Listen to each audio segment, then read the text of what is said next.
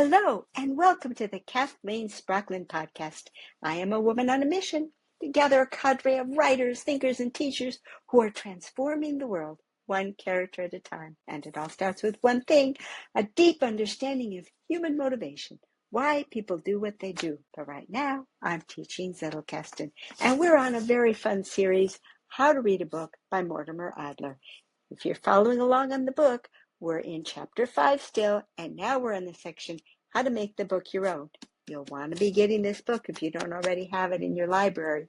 Obviously, we're not going to be able to cover it in the kind of depth that you will when you read it, following his methods of reading, but we are going to learn from it, and today is no exception as we dive into how to make a book your own.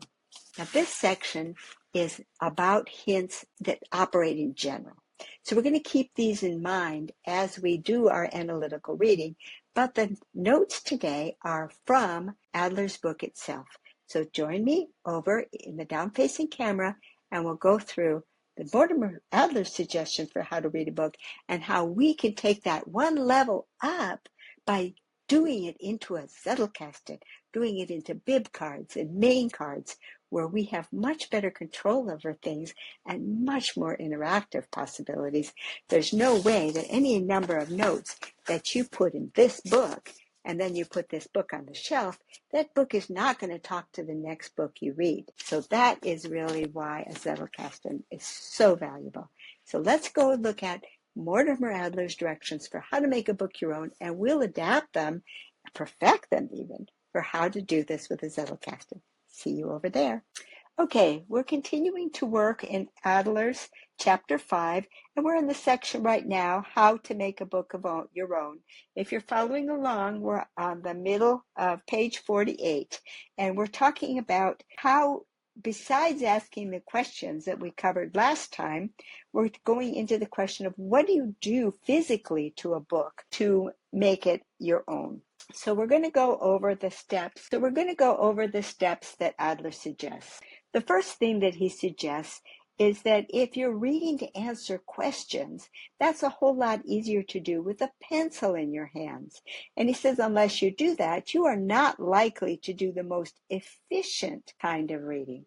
Now that was really interesting to me because that word efficient, it seems almost like all of these steps and stages that we've gone through day after day of Adler, it seems like we're layering on task after task. And now we're seeing this magic word, the most efficient kind of reading. And yet I do get a feeling for that. As we have been going through the Simon Sinek book, I've already gotten an awful lot of a sense of what this book is about, and I haven't even begun to do the deep reading on it. So I'm beginning to believe that that might be possible, and I'm wondering if it's another case of time me with a stopwatch and I'm slow, but time me with a calendar and I'm fast. So that, I think, is the issue that I'm going to be keeping an eye out personally. And the thing that really caught me was that he talks about having a pencil in your hands to do these reading steps. Sure feels like a bib card to me, don't you think? Okay, so here I'm interacting with this card rather than putting my summary reaction at the bottom because he's building 3 steps. And the first steps he's talking about is why is making a book your own indispensable to reading it? So I transfer that into using a bib card because that's the way that I'm going to make a book my own. I'm not going to write in it. He says, first, it keeps you awake, wide awake. We know how that happens because that means we're using both sides of our brain. And if we're using both sides of our brain, we're in the flow. So that is definitely going to keep us wide awake. It's going to be wide awake because we're getting little hits of dopamine with the connections that the less verbal side of our brain is making and feeding up to us. And he goes on and he says, second, if it's active, it's thinking. And thinking tends to express itself in words. So you're going to want to have a big card handy to write those words down. That just makes sense. And then third, he says, writing your reaction down helps you remember the thoughts of the author. Now, wait a minute, writing your reaction down? Why, we're familiar with that. We all know that every time we make out a main card, we're going to put something from the author, something from ourselves, and then the source.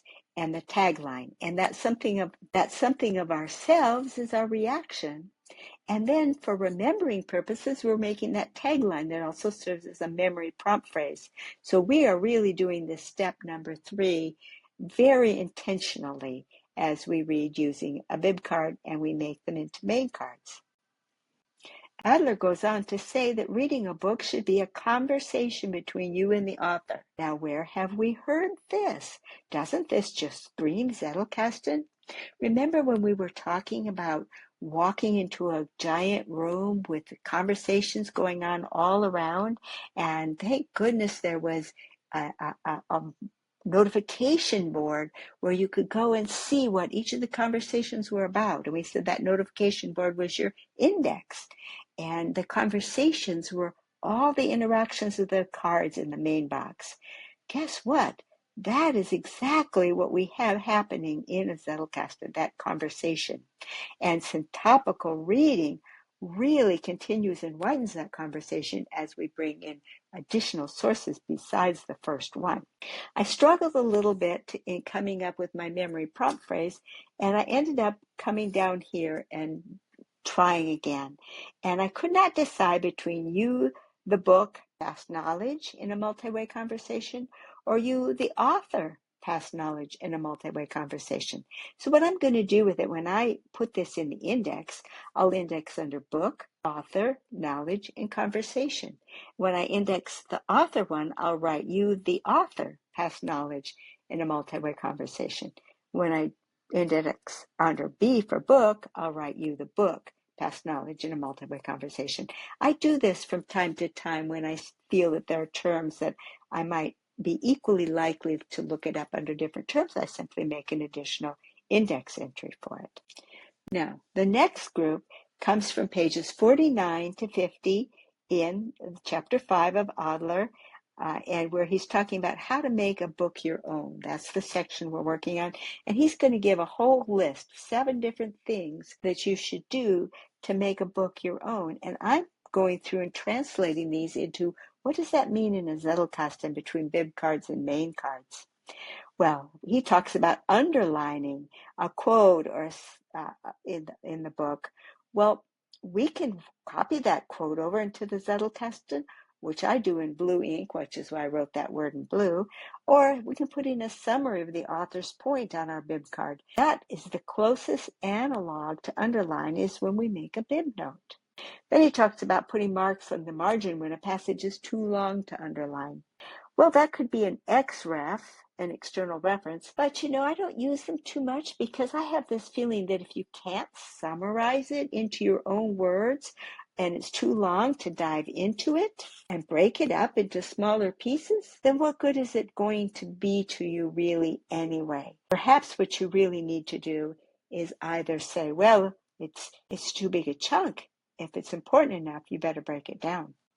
The third method, he said, and the fourth, I kind of combined. He said you could star, asterisk, or other doodad in the margin, or put numbers in the margin as the author develops the steps of the point he's making.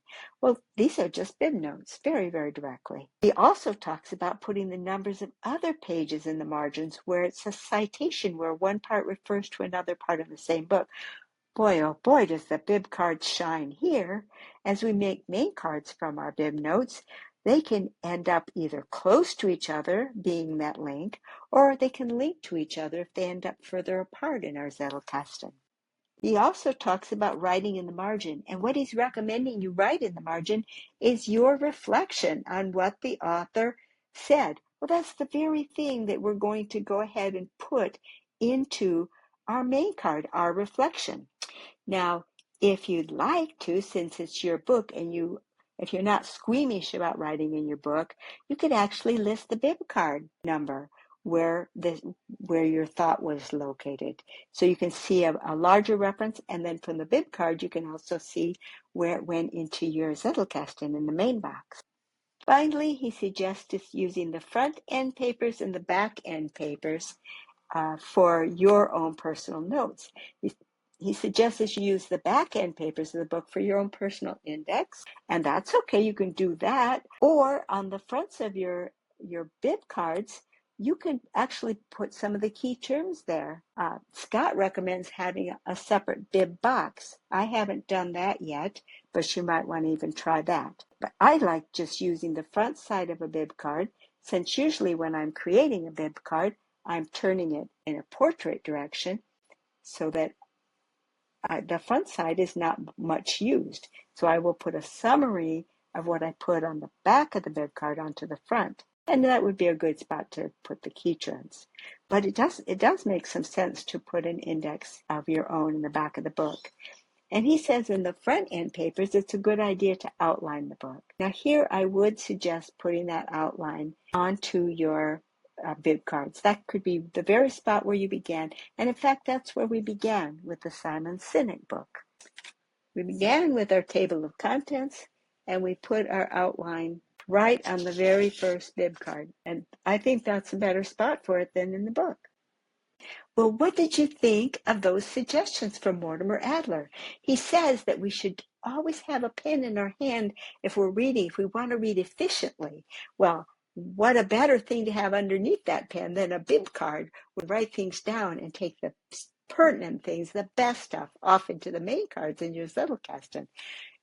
I think that the Zettelkasten is just the most natural partner for the type of right here in this very book. Well, I hope you're enjoying our series on how to write a book. I hope you're enjoying our series on how to read a book, and join me next time as we continue. Talk to you later. Bye-bye.